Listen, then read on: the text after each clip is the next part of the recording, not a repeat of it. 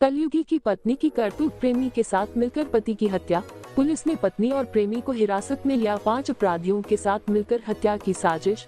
मेरठ में बृहस्पतिवार को एक अरुण नाम की युवक की गोली मारकर हत्या कर दी गई थी।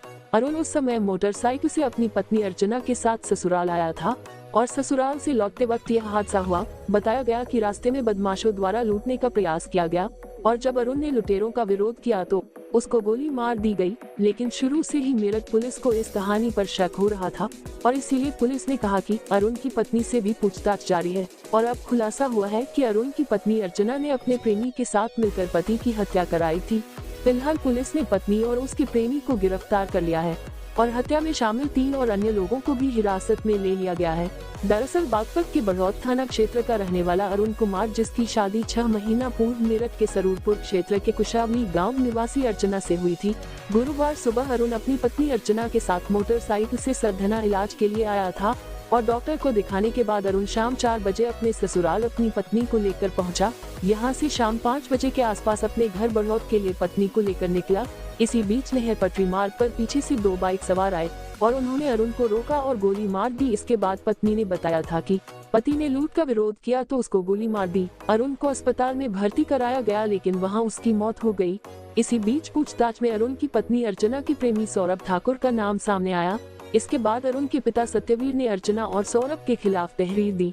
वो मुकदमा दर्ज कराया और पुलिस ने गहनता से जांच की। इसके बाद सामने आया है कि अर्चना ने प्रेमी सौरभ के साथ मिलकर पूरी योजना से अरुण की हत्या कराई और घटना को लूट का रंग देने की कोशिश की और लूट के दौरान हत्या का नाटक रचा।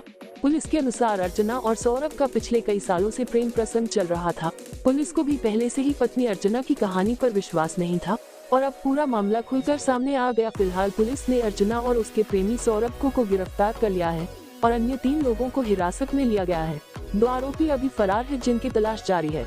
वहीं इस मामले में मेरठ के एसएसपी रोहित सिंह ने बताया कि कल शाम की घटना है जब पत्नी अर्चना के द्वारा यह सूचना दी गई कि उसके पति को 2 अज्ञात लोगों द्वारा गोली मार दी गई है और उसका पर्स उसे छीन लिया गया है।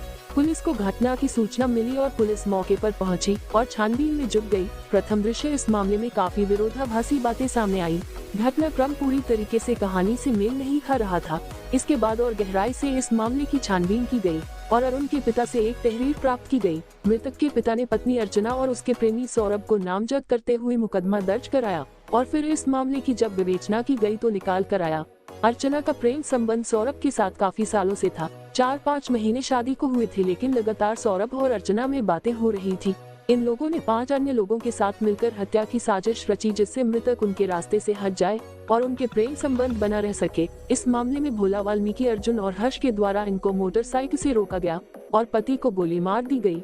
लूट की कहानी पूरी तरीके से झूठी थी। अर्चना और सौरभ को पुलिस ने गिरफ्तार कर लिया है।